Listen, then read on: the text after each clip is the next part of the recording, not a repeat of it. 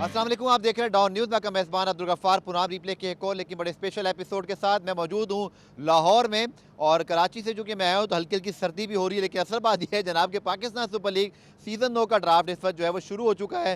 पहली पिक भी हो गई है और उसके साथ साथ अगर हम बात करें तो पाकिस्तान ऑस्ट्रेलिया के दरमियान पहला क्रिकेट टेस्ट कल पर्थ में शुरू हो रहा है। एक्साइटिंग टाइम है पाकिस्तान क्रिकेट के लिए। पाकिस्तान सुपर लीग का ड्राफ्ट भी लोग पूरे साल इंतजार करते हैं और साथ साथ पाकिस्तान ऑस्ट्रेलिया टेस्ट सीरीज़ का भी इस वक्त सबने बड़ी बेताबी से इंतजार किया था और अब इसकी शुरुआत कल से हो रही है। और इस वक्त चूँकि मैं लाइव हूँ national cricket academy Pakistan cricket board की, और आप मेरे पीछे अगर मैं देख सकते हैं कि पाकिस्तान सुपर लीग के ड्राफ्ट का मेला अपनी आबोताब के साथ जारी है। डेविड विली को पिक किया है और पहली जो है मुल्तान सुल्तान की प्लेटिनियम पिक। लेकिन आज हम बात करेंगे पाकिस्तान ऑस्ट्रेलिया टेस्ट सीरीज़ पर भी। पाकिस्तान ने अपनी 11 को अनाउंस किया है। मेरे साथ मौजूद हैं बात करने के लिए तनवीर अहमद जिनसे हम बात करेंगे इस पूरी सूरत हाल पर। जी तनवीर, सबसे पहले मैं बात करता हूँ टेस्ट मैच के हवाले से। पाकिस्तान ने टीम अनाउंस कर दी, 2 ऑलराउंडर को खिलाया, फ़हीम अशरफ, आमिर जमाल को। आपकी क्या राय है?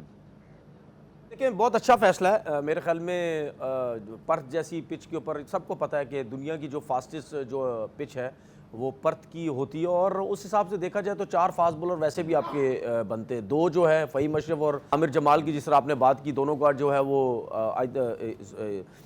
चांसेस उनको मिल रहे हैं। और आमिर जमाल और खुरम शहजाद की मैं बात करूं, इन दोनों का जो है वो डेब्यू होने जा रहा है। तो मेरे ख्याल में बहुत अच्छा एक फ़ैसला है कि 4 फास्ट बॉलर्स के साथ जा रहे हैं। ठीक है। अब थोड़ा सा आपको हैरानगी हुई कि हमने 2 ऑलराउंडर खिलाए हैं, यानी कि 4 फास्ट बॉलर होते हैं कि फ़हीम अशरफ और इसी तरह देखें आमिर जमाल। तो आपकी राय क्या है वैसे ओवरऑल? ये मतलब जो हमारा जो हसन अली को हमने शामिल नहीं किया, हमने अगर देखें तो हमने आमिर जमाल और खुर्रम शहजाद को फिर डेब्यू करा रहे हैं। सो इस पर आपकी क्या राय है? आपको लगता है कि ये 2 ऑलराउंडर बहुत कम हमने देखा कि फ़हीम अशरफ जैसे आमिर जमाल कह रहे हैं कि 2 ऑलराउंडर को एक साथ मौका दिया जाए? देखिए, ये हम लोग सोचते हैं शायद। अगर हम ऑस्ट्रेलिया की बात करें तो आपके सामने मिचेल मार्श है, आपके सामने कैमरन ग्रीन है। दोनों ऑलराउंडर्स जो हैं वो जो ऑस्ट्रेलिया ने जो टेस्ट स्क्वाड अपना अनाउंस किया है उसमें वो दोनों हैं। तो अगर हम तो एक तरफ ये सोच रहे हैं कि पाकिस्तान ने 4 फास्ट बॉलर खिलाए, दूसरी तरफ अगर हम ऑस्ट्रेलिया को देखें तो उनके तकरीबन 6 से 7 फास्ट बॉलर्स हैं। अब आप सोच रहे होंगे 6 से 7 फास्ट बॉलर्स जो हैं वो कैसे हैं? देखिए, पैट कमिंस हैं, उसके बाद स्कॉट बॉलैंड हैं, उसके बाद जॉश हेजलवुड हैं, फिर उसके बाद ये जो स्टार्क हैं, ठीक है। इनके अलावा भी देखें कैमरन ग्रीन है, ये भी बॉलिंग कर सकते हैं। उसके बाद जो है मिचेल मार्श जो है ये भी फास्ट बॉलिंग कर सकते हैं। लैंस मॉरिस जो है ये भी हैं। तो इनके पास फास्ट बॉलिंग का ऑप्शन जो है वो बहुत ज़्यादा है। इससे ये अंदाज़ा होता है कि जो पर्थ की जो पिच है उसमें फास्ट बॉलर्स को जो है वो ज़्यादा जो फ़ायदा हो सकता है। अगर हम स्पिनर्स की बात, तो स्पिनर्स दोनों साइड पे इतने ज़्यादा हमें नज़र नहीं आते। एक एक स्पिनर जो है वो हमें नज़र आते हैं। अगर हम ऑस्ट्रेलिया की बात करें तो हमें नेथन लाइन जो है वो सिर्फ नज़र आते हैं। तो मुझे ऐसा लगता है कि ऑप्शन अच्छा है फास्ट बॉलर का, लेकिन जाहिर सी बात है इसमें कोई शक नहीं है कि ऑस्ट्रेलिया के अगेंस्ट इन ऑस्ट्रेलिया खेलना ये पाकिस्तान के बैट्समैनों के लिए बहुत टफ किस्म का जो टेस्ट सीरीज़ है वो कल से स्टार्ट होने जा रही है, क्योंकि इतनी तगड़ी फास्ट बॉलिंग है और हमारी जो बैटिंग लाइनअप है, हमें कहीं ना कहीं ज़रूर ये समझ आती है कि हमारी बैटिंग जो है वो मुश्किलात तो उनको हो सकती है। नो डाउट शान मसूद ने प्रैक्टिस मैच में 200 रन की इनिंग खेली, लेकिन वो प्रैक्टिस मैच था। प्रैक्टिस मैच में मैं ये नहीं कह रहा कि 200 रन हो गए, 200 रन भी करने पड़ते हैं, बहुत ज़्यादा रन होते हैं। लेकिन जब आप टेस्ट क्रिकेट में जाते हैं, इंटरनेशनल मैचेस में जाते हैं, तो वहाँ की जो बॉलिंग लाइनअप है जो ऑस्ट्रेलिया की है वो बहुत टफ टाइम देख सकती है। मेरी नज़रें तो हमारी बैटिंग के ऊपर है, लेकिन फास्ट बॉलिंग की अगर ओवरऑल अगर आप स्ट्रेंथ देखें ऑस्ट्रेलिया की, तो मुझे नहीं लगता कि पाकिस्तान की टीम पास भी नज़र आती है ऑस्ट्रेलिया के। ठीक है, पर्थ में पहला टेस्ट है। फिर हमने देखा मोहम्मद हफीज़ ने बात भी की पाकिस्तान टीम के डायरेक्टर के, हमें जो पिच मिली थी प्रैक्टिस मैच में वो कोई इतनी अच्छी नहीं थी। तो आपकी क्या राय है इस सारी सूरत हाल पे? मतलब पिच के ऊपर जो हमने नाराज़गी का इजहार किया, क्रिकेट ऑस्ट्रेलिया का कुछ रिएक्शन भी आया, आपकी क्या राय है सारे मामले पर? चूँकि शायद 23 विकेट हम एक्सपेक्ट कर रहे थे, या आप इससे पहले बहुत सारे टूर्स पर तनवीर जाते रहे हैं, तो क्या होम टीम देती है मेज़बान टीम को वो पिचेस जिन पर वो खिलाना चाहते हैं? देखिए, मेरे ख्याल में हफीज़ की जो बात उन्होंने की मेरी समझ से बाहर है। उन्होंने इस किस्म की जो है वो बात क्यों की, अब पता नहीं। वो तो जाहिर सी बात है हफीज़ तो यही चाहते होंगे ना कि फैसिलिटीज़ बड़ी ज़बरदस्त किस्म की मिले। शुक्र है उन्होंने ये नहीं कह दिया कि जो हमारी जो रिहाइश है, हमारी जो होटलिंग है वो इतनी जो है वो अच्छी नहीं है, वहाँ पे मज़ा नहीं आ रहा, हमें गाड़ियाँ अच्छी नहीं मिल रही, ठीक है ना, तो हो सकता है खाना पीना अच्छा नहीं मिल रहा है, उस तरफ नहीं चले गए। देखिए बात ये है, और उन्होंने ये वर्ड यूज़ किया, शायद ये टैक्टिस हो। भाई पाकिस्तान के अंदर आप क्रिकेट खेलते हैं और उसके बाद आप बांग्लादेश भी गए, श्रीलंका भी जाते हैं, ऐसी कंडीशंस में जाते हैं जहाँ पे पिचेस इतनी अच्छी नहीं होती, तो क्या मतलब ये बात करने की ज़रूरत क्या थी? उसके बाद आपने देखा कि हफीज़ को जवाब भी बड़े अच्छे तरीके तनवीर, से। माजी में हमने देखा है कि ऑस्ट्रेलियन टीम जब पाकिस्तान जाता है या इंडिया, वो एक मीडिया गेम भी खेलते हैं, थोड़ा सा प्रेशर डालते हैं, तो क्या ऐसा तो नहीं है कि हमने भी करने की कोशिश की? दूसरा, आपके ख्याल में फ़र्क पड़ता है जहाँ पे हमने कैमरा में खेला 390 की है, पर्थ की विकेट कहा जाता है माजी में, अब ये वाक़ा ग्राउंड नहीं है, दूसरा ग्राउंड है, आपकी क्या राय है? आपको लगता है ये पर्थ की वो विकेट होगी तनवीर जो माजी में हुआ करती थी, जहाँ पे बहुत ज़्यादा बाउंस होता था, या आपको लगता है हमारी बैटिंग, जैसे बाबर हैं, हमने इसी तरह अब्दुल्ला शफीक भी हैं, हमारे पास सऊद शकील हैं, तो बैटिंग में हमारे पास कुछ स्टेबिलिटी नज़र आती है, बट ये फेस कर सकेगी ऑस्ट्रेलिया की मजबूत बॉलिंग लाइन को? देखिए, जो आपने हफीज़ की बात की ना, उसको मैं थोड़ा सा ये, हफीज़ आपको याद है कि अभी टीवी चैनल्स पे बैठ के क्या बात किया करते थे, जब मुझसे परफॉर्मेंसेस नहीं होती थी तो मैं अपने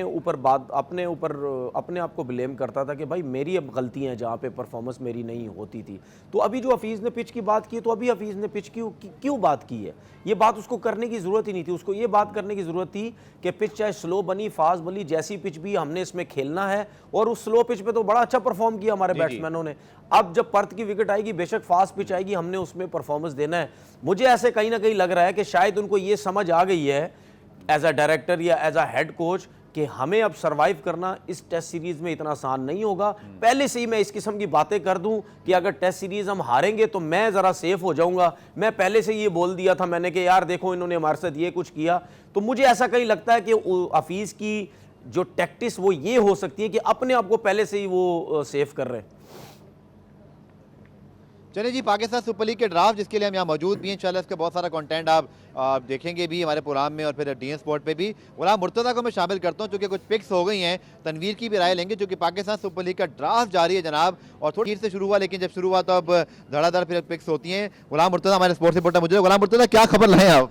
जी, सबसे पहले कराची किंग्स ने कैरन पोलार्ड को मुंतखब कर लिया है और मुल्तान सुल्तान ने प्लाटिनम कैटेगरी में डेविड विली जो लेफ़्ट आर्म इंग्लैंड के फास्ट बॉलर हैं उन्हें पिक किया। उसके बाद जो कोयटा ग्लैडिएटर की बारी थी उनकी जानिब से रैदर शेफर्ड जो वेस्ट इंडीज़ के बाएं हाथ के बल्लेबाज हैं, तेज़ खेलते हैं, उनको मुंतखब किया। और इसी तरह अब पेशावर ज़ल्मी ने अफ़गानिस्तान के left arm spinner orthodox spinner Noor Ahmad को पिक कर लिया। अभी तक 4 जो पिक हो चुकी हैं जिनमें प्लैटिनम कैटेगरी की पहली पिक थी और सबसे पहली बारी भी मुल्तान सुल्तान की थी।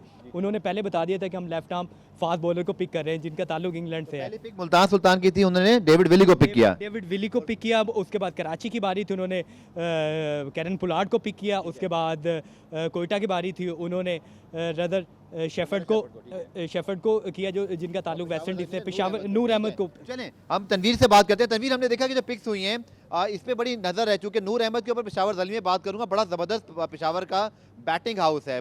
साइम अयूब हैं, हारिस हैं, उनके पास हसीब हैं, बाबर आजम हैं, टॉम कॉलर, कैटमोर। तो ये बात हो रही थी कि आमिर जमाल और कुछ अच्छे फास्ट बॉलर को पिक करना पड़ेगा। नूर अहमद का इंतखाब किया आपने, बड़ी इन पर बात की थी तनवीर, मुझे याद है जब वो पाकिस्तान के खिलाफ बॉलिंग कर रहे थे। एक उभरते हुए अफगानिस्तान के स्पिनर हैं, आपके ख्याल में कैसी पिक है ये?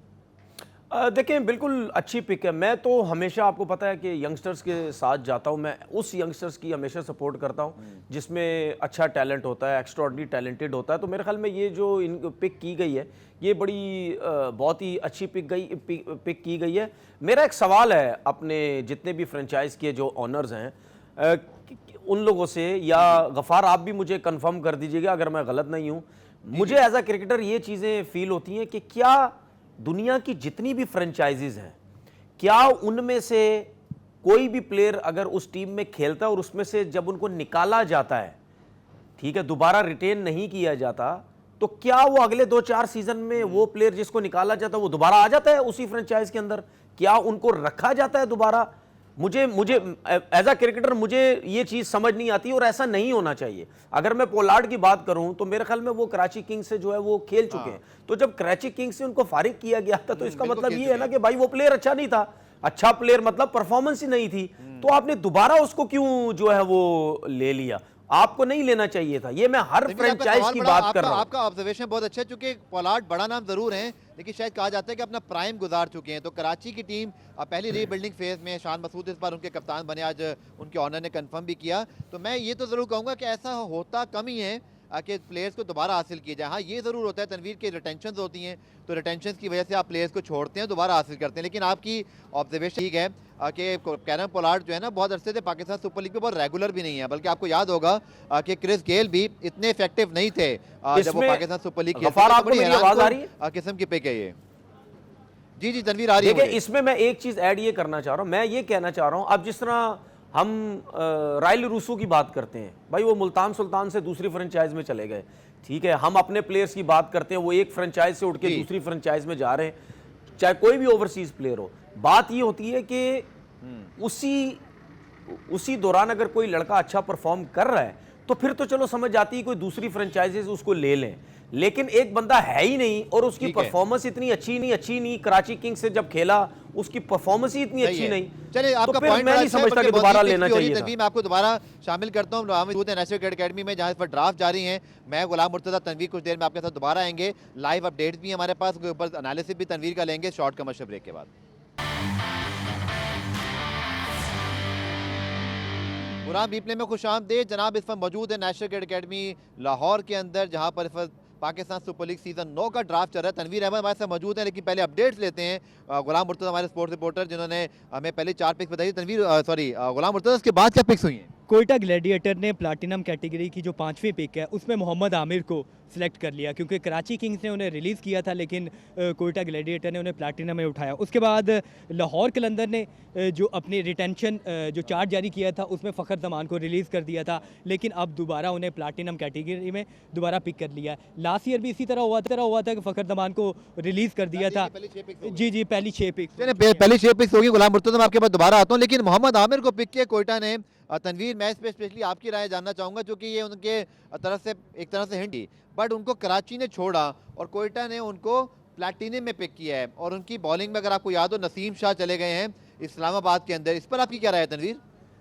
देखिए, मेरे ख्याल में अच्छी पिक है और इसमें तो कोई शक नहीं। आमिर नो डाउट बॉलर तो अच्छा है ना, उसकी बॉलिंग से जो है फ़र्क पड़ेगा। लेकिन बात यह है कि अगर आमिर को जिस वजह से लिया गया है, नए बॉल से अगर वो अच्छा परफॉर्मेंसेस देते हैं तो फिर जो है वो कोयटा ग्लैडिएटर को बहुत ज़्यादा फ़ायदे हो सकते हैं। क्योंकि आपने 1-2 साल से परफॉर्मेंस देखी कोयटा ग्लैडिएटर की, उनके फास्ट बॉलर्स इतनी अच्छी बॉलिंग नहीं कर रहे थे, मार बहुत ज़्यादा उनकी जो है वो लग रही थी। तो फिर ये अच्छी पिक थी कि एक एक्सपीरियंस है, दुनिया की सारी वो लीग्स खेलता है, T20 का बहुत ज़्यादा उनको एक्सपीरियंस है। और जाहिर सी बात है, कराची किंग्स के जो हालात हमें लग रहे थे, जिस तरीके से पहले भी कुछ प्लेयर्स ने कराची किंग्स को जो छोड़ा, फिर उसके बाद अमाद ने भी छोड़ा, फिर आमिर, तो मेरे ख्याल में देखिए कराची किंग्स को ये चीज़ ज़रूर सोचनी चाहिए कि उनके जो अपने लोकल प्लेयर्स हैं, जो अच्छे प्लेयर्स हैं, वो क्यों कराची किंग्स को जो छोड़ रहे हैं। क्योंकि हर टीम के अंदर हम बार बार ये बात करते हैं कि भाई आपके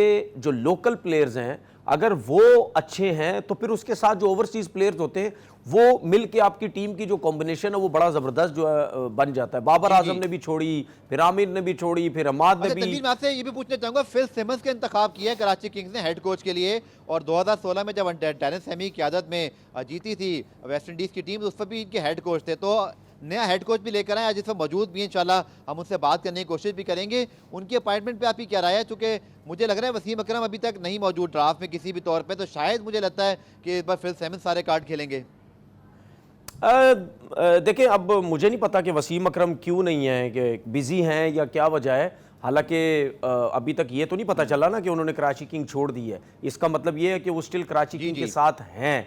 तो अगर वो हैं तो मैं समझता हूँ कि उनको ज़रूर यहाँ पे होना चाहिए था, क्योंकि जो हमारी जो PSL है वो बहुत ज़्यादा इम्पॉर्टेंट है, इसके लिए उनको ज़रूर टाइम निकालना चाहिए था। उसके बाद अगर फिल सिमंस की बात करें, कोचिंग वगैरह वो उनको बहुत ज़्यादा एक्सपीरियंस तो है, लेकिन अगर उन्होंने जहाँ पे भी कोचिंग वगैरह की हुई है तो मुझे नहीं लगता कि इतनी कोई अच्छे लेवल पे उनको सक्सेस मिल चुकी है। तो बात यह है कि उनके लिए भी मेरे ख्याल है फिल सिमंस जो है वो हेड कोच थे तनवीर, जब वेस्ट इंडीज ने 2016 का वर्ल्ड T20 जीता। नहीं, वो सही है, मैं उसके बाद की बात कर रहा हूँ कि उसके बाद भी अब आपको देखो ना कि वेस्ट इंडीज़ में क्या होता है। वेस्ट इंडीज़ में सियासत तो बहुत ज़्यादा है ना, सियासत तो बहुत ज़्यादा होती है कि एक टाइम पे कोई होता है, एक टाइम पे नहीं होता। उसके बाद की मैं बात कर रहा हूँ, कोई मुझे नज़र नहीं आया कि दोबारा से कि वाकई ये जो उस लेवल पे चल रहे, जिस तरह हम एंडी फ्लावर की बात करते हैं, आपको हर लेवल पे वो जो है वो नज़र आते हैं, और इस तरह और कोचेज़ भी हमें नज़र आते हैं। जिस तरह हम डीन जोन्स की भी बात किया करते थे, वो भी नज़र आते थे बहुत ज़्यादा। तो इस तरह मुझे कहीं वो नहीं है, लेकिन खैर एक अच्छा नाम है, एक बड़ा वो क्रिकेटर वेस्ट इंडीज़ का रह चुका है। अब देखते हैं कि वो किस तरीके से कराची किंग्स को डील करते हैं। लेकिन मैं दो टीम्स की बात ज़रूर करूँगा, मैं कराची किंग्स की बात करूँगा और कोयटा ग्लेडिएटर की। हमेशा हमें यही सुनने को मिलता है कि ये जो दो फ्रेंचाइज हैं, इनके जो लोग हैं वो इन्वॉल्व बहुत होते हैं, कोचिंग स्टाफ में बहुत ज़्यादा इन्वॉल्व होते हैं, अपने फैसले करवाने की जो है वो कोशिश करते हैं कि जो लोग कह रहे हैं कि जी वही प्लेयर खिलाया जाए। तो अगर इस दफ़ा भी ये चीज़ें इन दोनों की मैनेजमेंट की तरफ से या अपर लेवल लोगों की तरफ से होंगी, तो फिर मेरा ख्याल है ये टीम जो है वो दोनों टीमें उस तरह परफॉर्म नहीं कर सकेंगी। ठीक है, गुलाम मुर्तज़ा को मैं दोबारा शामिल करता हूं ताकि नई जो पिक्स अगर आ गई हैं तो गुलाम मुर्तज़ा कोई नई अगर आपके पास तो बताइएगा, फिर तनवीर की ओपिनियन हासिल करते हैं। वैसे अब तक टीमों ने मुझे लगता है कि बड़ा सोच समझ के फैसला किया था। पेशावर को अगर बॉलर चाहिए था तो बॉलर लिया, कराची को ऑलराउंडर की जरूरत थी तो कैरान पोलार्ड पे गए, डेविड विली, मुल्तान सुल्तान, जो कि उन्होंने हिंट दिया था कि अब हम फ़ौरन तगड़े प्लेयर उठाएंगे, तो पहले ही फ़ौरन प्लेयर उन्होंने तगड़ा उठाया बॉलिंग के तौर पर, लेफ्ट आर्म फास्ट बॉलर। जी, प्लाटिनम कैटेगरी की दूसरी पिक में लाहौर कलंदर की, क्योंकि उसमें पहली बारी थी और उन्होंने साउथ अफ्रीका के right hander batter Rassie van der Dussen को मुंतखब कर लिया, क्योंकि पिछले साल वो हमने देखा था कि वो इस्लामाबाद यूनाइटेड की तरफ से खेल रहे थे। इस दफ़ा वर्ल्ड कप में भी अच्छे रन्स किए थे, तो अच्छी चॉइस है लाहौर कलंदर ने पहली पिक में अपनी दूसरे राउंड की प्लाटिनम की रैसी वेंडर डूसन को पिक कर लिया। मेरे ख्याल में one of the best picks, क्योंकि अगर रेजा हेंड्रिक्स की बात करें, कल उन्होंने इंडिया के खिलाफ T20 मैच जितवाया। इसी तरह अगर आप देखें रासी वंडर, तो तनवीर बहुत इनफॉर्म प्लेयर, और अगर इस लीग में कोई नए प्लेयर अगर आपको उभरते दिखाई दे रहे हैं पाकिस्तान सुपर लीग में, साउथ अफ्रीका नहीं है, लुंगी एनगीडी जो है भी शामिल हैं, प्लेटिनम पिक्स के अंदर रेजा हेंड्रिक्स शामिल हैं। मुझे खुशी होती है अगर हेंड्रिक क्लासन भी आते, क्योंकि ये एक पूरी कोर है साउथ अफ्रीकन टीम जो इस वक्त छाई हुई है और इनको फ्यूचर स्टार करा जा रहा है। रसी वंडर डूसन पे आप ही क्या राय है? यार मेरे ख्याल में आपने सवाल तो कर लिया है, लेकिन मेरे ख्याल में ये ऐसा प्लेयर है इसके लिए सवाल करने की ज़रूरत ही नहीं है। ये तो आप वैसे ही जो टीम इसको पिक कर रही है उसके तो वारे न्यारे हो जाएंगे, क्योंकि वो जिस तरीके से मिड में आके परफॉर्मेंसेस दे रहा है। आप हाल ही में वर्ल्ड कप में आप देखें जिस तरह वो परफॉर्मेंसेस दी, उससे पहले भी उसके बाद भी जिस तरह वो T20 में भी परफॉर्मेंसेस देते हैं। देखें ऐसे प्लेयर बड़े डेंजरस होते हैं, ये मैच लेके चलने वाले प्लेयर भी हैं और छक्के लगाने वाले प्लेयर भी हैं। तो ऐसे प्लेयर मिड में जो खेलते हैं, मेरे ख्याल में लाहौर कलंदर के वारे न्यारे हो गए। ज़बरदस्त आपने बात की, वाकई बहुत अच्छी पिक है, one of the best batting sensation right now in world cricket, और रेजा हेंड्रिक्स भी मौजूद हैं। बड़ी ज़बरदस्त पिक जा रही है जनाब। पापा लीग की प्लेटिनम कैटेगरी की हम ब्रेक लेते हैं, ब्रेक से जब वापस आएंगे तो गुलाम मुर्तज़ा, मैं और फिर तनवीर का एक्सपर्ट ओपिनियन हासिल करेंगे। नेशनल क्रिकेट अकेडमी से आपको कुछ देर में दोबारा ज्वाइन करते हैं। पुराम रिप्ले में खुश आमदीद जनाब। 3 कंफर्मेशन भी हुई आज जब मीडिया टॉक हुई, तो एक तो मोहम्मद अकरम साहब ने कंफर्म किया कि डैरन सैमी बतौर हेड कोच ही ज्वाइन करेंगे पेशावर ज़ल्मी को, चूँकि उस दौरान वो अवेलेबल हैं। एक तो ज़ल्मी के फैंस के लिए अपडेट है। फिर हमने देखा कि शान मसूद के हवाले से बात की उनके ऑनर सलमान इकबाल साहब ने कि वही कप्तान होंगे, ये ऑफिशियली डिक्लेयर हो गया। और अभी अब से कुछ देर पहले हालांकि मीडिया टॉक में थोड़ा सा मुझे लगता है नदीम उमर साहब मेरे साथ मौजूद है, गुलाम मुर्तज़ा उस वक्त इतनी क्लैरिटी से नहीं बोला, लेकिन फिर पोस्ट आ गई है उनकी जानिब से, जब आपने मुझे अभी अलर्ट किया कि वही कप्तान होंगे। तो क्या ड्राफ्ट में सोचा है कि या कोई पिक्स देख के क्योंकि कप्तान नजर भी कोई नहीं आ रहा वहाँ पर? जी, क्योंकि उन्होंने जो रिटेंशन की थी उसमें कोई कप्तान नहीं था, कप्तान नज़र नहीं आ रहा था। इस वजह से नदीम उमर साहब की, क्योंकि पहले भी 8 सीज़न में वो कप्तानी कर चुके हैं कोयटा ग्लेडिएटर के, और अभी भी उन्हें बरकरार रखा है। और प्लाटिनम कैटेगरी की जो दूसरी पिक थी उसमें 4 प्लेयर सेलेक्ट हो चुके हैं। रैसी वेंडर डूसन जो लाहौर कलंदर ने उन्हें मुंतखब किया है, और इसी तरह जॉर्डन कॉक्स जिनका ताल्लुक इंग्लैंड से है, वो पिछले साल लाहौर कलंदर के साथ थे, तो इस्लामाबाद यूनाइटेड ने उन्हें प्लाटिनम कैटेगरी में पिक किया है। उसके बाद डैनियल सैम जिनका ताल्लुक ऑस्ट्रेलिया से है, उनको पिक कर लिया है कराची किंग्स ने। और इसी तरह मोहम्मद नवाज़ जिनको कोयटा ग्लेडिएटर ने इस दफ़ा रिलीज़ कर दिया था, उनको पिक कर लिया है कराची किंग्स ने। और साथ ही अभी क्योंकि जो अगले राउंड की जो पिक है वो भी स्टार्ट हो चुकी है, जिसमें मुल्तान सुल्तान ने डायमंड राउंड की पहली जो कैटेगरी पिक में डेविड मिलान को मुंतखब कर लिया। तो डेविड मिलान डायमंड में मुल्तान का हिस्सा बन चुके हैं। मुल्तान ने अपने बैट्समैन का इजाफा किया, लेकिन मैं तनवीर आपसे बात करूंगा, ये जो डैरन सैमी ज्वाइन करेंगे। हालांकि वेस्ट इंडीज़ के हेड कोच बने थे, ज़ल्मी के फैंस बड़े परेशान थे, पता नहीं वो उनके साथ होंगे नहीं होंगे, क्योंकि बड़ा संभाल के रखा है, पहले दिन से उनके साथ हैं। दूसरा, सरफराज को कप्तान बरकरार रखा है। हालांकि मीडिया टॉक में थोड़ा सा क्लैरिटी से जवाब नहीं दिया था नदीम उमर साहब ने, वो बोल रहे थे हम सोचेंगे, फिर कहा जी वाइस कैप्टन को ग्रूम करेंगे। आप ही क्या राय है? देखिए, मैं ये समझता हूँ कि अगर सरफराज की एज अ कैप्टन परफॉर्मेंसेस इतनी अच्छी नहीं थी कुछ अरसे से, और आपके सामने जो मोइन खान इनके हेड कोच थे, अब वो डायरेक्टर बन गए कोयटा के, उन्होंने भी प्रेस कॉन्फ्रेंस में बोला कि भाई उनको अपनी कैप्टनसी के ऊपर मतलब नज़र डालनी होगी, उनकी अपनी परफॉर्मेंसेस भी अच्छी करनी होगी। तो इसका मतलब क्या है कि वो एज अ कैप्टन इतना अच्छा नहीं चल रहे। देखिए, बात ये है कि हर चीज़ का एक टाइम होता है। मेरा सवाल ये है कि क्या मोहम्मद आमिर कप्तान नहीं बन सकते कोयटा ग्लैडिएटर के? क्या उनके पास एक्सपीरियंस नहीं है? अगर वो इस फ्रेंचाइज में आ गए तो इसमें क्या है, उन्होंने क्रिकेट बहुत खेली हुई, उनको भी समझ है। अगर Shaheen Afridi as a fast bowler जो है वो फ्रेंचाइज के कैप्टन बन सकते हैं, तो मेरे ख्याल में मोहम्मद आमिर ने इतनी क्रिकेट खेली है, शायद उनको भी समझ है होगी कि भाई कैप्टनसी किस तरह की जाती है। तो लाजमी नहीं है कि अगर सरफराज अच्छा नहीं चल रहा तो आपने किसी और को कप्तान बनाना ही नहीं है। पूरी इतनी 20 लड़कों के अंदर कोई ना कोई ऐसा बंदा होता है कि भाई आप उसको ग्रूम करने के लिए या सरफराज को हटा के किसी और को कप्तान बनाना है। देखिए, बात सीधी सी है, मैं फिर वही बात बोलूँगा कि सारी ज़िंदगी जो है वो पाकिस्तान सीसी से, ये क्रिकेट क्लब से खेलता रहा है, ये सारी ज़िंदगी सरफराज इनके साथ रहे हैं।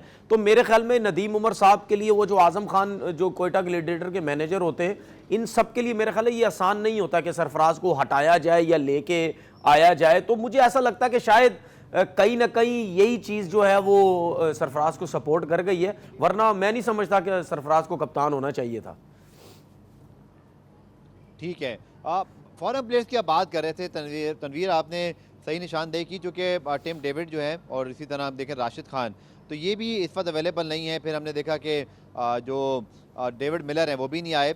फिर हमने देखा कि ये भी बातें हो रही हैं क्योंकि आईपीएल के कॉन्ट्रैक्ट इतने मतलब पुरकशिश हैं, फिर खिलाड़ियों को 3 महीने के लिए अपने आप को बचा के रखना होता है। आपको ये भी अच्छी तरह पता है कि अब मल्टीपल कॉन्ट्रैक्ट्स ऑफर होते हैं, यानी ट्रेंट बोल्ट जो है वो जिस टीम से खेल रहे हैं उसका मुंबई इंडियंस से ताल्लुक है। तो पाकिस्तान क्रिकेट बोर्ड के लिए आसान भी नहीं है, लेकिन दूसरी तरफ फैंस की बात भी ठीक है कि जी नए प्लेयर्स आने चाहिए। रसी वंडर डुसन और ये रेजा एंडिस और कुछ ऐसे प्लेयर्स तो मौजूद हैं, लेकिन ऑस्ट्रेलियन प्लेयर्स नहीं हैं, बहुत ज़्यादा न्यूजीलैंड के प्लेयर्स दिखाई नहीं दे रहे। तो आप ही क्या राय है, तो अब क्या हम विंडो भी थोड़ी बहुत तब्दील करके देख सकते हैं? शायद अगले साल तो हमें ये करना ही पड़ेगा, क्योंकि चैंपियंस ट्रॉफी भी 2025 में हमें होस्ट करनी है। तनवीर, आप ही क्या राय है? देखिए, इन्हीं चीज़ों के ऊपर हम बार बार बात करते हैं कि जो भी हमारा क्रिकेट बोर्ड आता है, जो भी चेयरमैन आता है, वो अपनी सीट बचाने के लिए उसी सीट के घूमता रहता है कि मैं इस सीट को किस तरीके से बचा सकूं। ये जो आपने बात की ना, देखिए क्यों नहीं आ रहा ओवरसीज़ प्लेयर, क्यों नहीं आ रहा, जो तगड़े प्लेयर्स हैं, जो करंट प्लेयर्स हैं, वो क्यों नहीं आते, ये सबको पता है। क्योंकि पीएसएल के साथ साथ जो है वो आईपीएल भी स्टार्ट होने वाली है कुछ टाइम के बाद। तो जाहिर सी बात है, मेरे जैसा प्लेयर भी अगर आईपीएल में इतना पैसा मिल रहा है तो मेरे जैसा बेवकूफ़ भी होगा वो जो पीएसएल आके खेलेगा। बहुत कम ऐसे प्लेयर होंगे जो 2-4 हमें नज़र आ रहे हैं करंट प्लेयर हैं, वो आके पीएसएल खेल ले, फिर जो है वहाँ चले जाए। हर किसी को पैसा नज़र आता है, सीधी बात है। तो अगर पाकिस्तान क्रिकेट बोर्ड ने आईपीएल के साथ मुकाबला, खैर मुकाबला तो दूर दूर तक नहीं कर सकता, अगर प्लेयर्स को वापस लाना है पीएसएल में, तो प्लेयर्स के लिए इतना पैसा जरूर रखना पड़ेगा। वो भी ये सोचेगा प्लेयर भी कि यार ये आईपीएल जितना पैसा तो नहीं मिल रहा, लेकिन ठीक ठाक पैसा मिल रहा है कि हमने अब पीएसएल में जाके खेलना है। देखिए, बात सीधी सी ये है, मैंने आपको पहले एक बात बोली थी कि आईपीएल को तो साइड पर करें, पीएसएल के दौरान ही दुनिया में कहीं ना कहीं ऐसी लीग्स करवाना शुरू करेंगे, और हो भी रही है, जिसकी वजह से एक प्लानिंग के तौर पर पीएसएल को डैमेज किया जाएगा। ठीक है, वो सारे प्लेयर जो हैं वो उन लीगों में खेलने लग जाएंगे, कोई टी10 में चला जाएगा, कोई टी20 लीग में चला जाएगा। हमें सिर्फ एक ही तरीका है ओवरसीज प्लेयर को अपनी लीग में बुलाने का, वो है पैसा। अगर आप पैसा अच्छा देने लग जाएंगे तो वो प्लेयर्स आएंगे, वरना ये जो 1-2 रह गए हैं ना, ये भी अब आपको पीएसएल में नजर नहीं आएंगे। फिर वही एक्सपायर जो चले हुए कारतूस, पोलार्ड जैसे चले हुए कारतूस खेलते रहेंगे, यही आपको नजर आएगा। कौन से प्लेयर्स पिक हुए हैं, तनवीर की भी हम एक्सपर्ट ओपिनियन हासिल करेंगे, और साथ साथ कुछ टेस्ट मैच की भी आखिर में बात करेंगे, जो कि पर्थ में कल टेस्ट मैच शुरू हो रहा है। टॉस फैक्टर मैं जरूर तनवीर से पूछूंगा कि टॉस फैक्टर कितना इंपॉर्टेंट है। फिर प्लैटिनम के बाद अब जो डायमंड कैटेगरी शुरू है, इस पर बात करेंगे शॉर्ट कमर्शियल ब्रेक के बाद।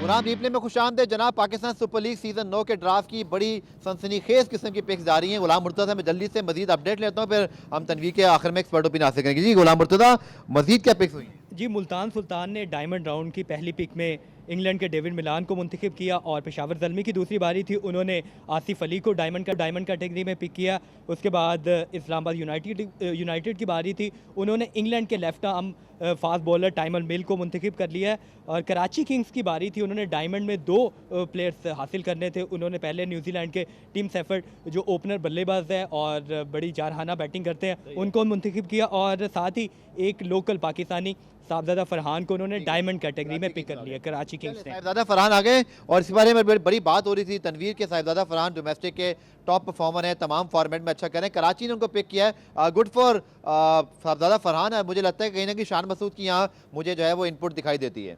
बहुत अच्छी पिक है क्योंकि वो करंट बड़ी ज़बरदस्त फॉर्म में और काफ़ी अरसे से वो डोमेस्टिक क्रिकेट खेल रहे हैं और हमेशा उस प्लेयर को सिलेक्ट करना चाहिए। मैं इसीलिए बार बार बोलता हूँ, ये जो मुझे लोग बोलते हैं ना कि फ्रेंचाइजीज़ की अपनी मर्जी होती है, गली से भी उठा के किसी को खिला दें, अपने भतीजे को, अपने चाचे को, अपने रिश्तेदार किसी को भी खिला दें। मैं हमेशा बहस करता हूँ कि भाई ठीक है जी, फ्रेंचाइजीज़ की टीम्स होती हैं, लेकिन इतनी भी वो नहीं लगी होनी चाहिए कि गली से उठा के किसी को खिला दें। और वो सब कुछ होता हुआ नज़र भी आया, हमें नज़र भी आता था। तो ये फरहान की पिक है, ये प्रॉपर एक तरीका है। अगर आप किसी डोमेस्टिक के परफॉर्मर को कोई भी फ्रेंचाइज टीम उठाएगी, उसका अपना फायदा है। अगर आप पर्ची उठा के लेके आ जाएंगे, वो टीम का कोई फायदा नहीं है। तो फरहान की जो पिक थी, ये मेरे लिए एज अ क्रिकेटर, एक क्रिकेटर के लिए जेन्युइन पिक है और बड़ी जबरदस्त पिक है ये। चले बहुत बहुत शुक्रिया तनवीर। इंशाल्लाह कल हमारे स्टूडियो में साथ होंगे इंशाल्लाह कराची में, और फिर हम बात करेंगे पर्थ टेस्ट के पहले दिन की। कल सुबह मुझे पता है बहुत सारे लोग उठेंगे इस वजह से भी कि जल्दी से टीवी लगा के 5 बजे देखें, और क्या पता 5:30 बजे तक हमें कोई विकेटें अपनी दिखाई दें कि हमारे बॉलर्स बॉल कर रहे हैं। अगर बैटिंग आ गई तो हम थोड़ा डर भी रहे होंगे कि पर्थ की विकेट है, न जाने क्या होगा। तो मज़ा आने वाला। ऑस्ट्रेलिया में जब भी क्रिकेट होती है अलग सुबह और दिसंबर में होती है, सर्दियाँ ऑस्ट्रेलिया का पाकिस्तान सीरीज़, तो ये और सुबह उठना ये कुछ हमारी मेमोरीज़ में भी हैं। अब 90s के बच्चे उनको याद है कि वीबी सीरीज़ हमने बहुत देखी और इसमें कामयाबियाँ भी देखी और कुछ नाकामियाँ भी देखी। बहुत शुक्रिया। गुलाम मुर्तज़ा हमारे साथ मौजूद थे। कल के शो में इंशाल्लाह तफसीली बात करेंगे इन तमाम पिक्स के हवाले से। इंशाल्लाह कुछ आपके लिए एक्सक्लूसिव कंटेंट भी लेकर आएंगे डॉन न्यूज़ पर भी, उसी तरह DN स्पोर्ट पर भी। इसको भी सब्सक्राइब कीजिएगा। कल आपसे दोबारा मुलाकात होगी, तब तक के लिए अल्लाह हाफ़िज़।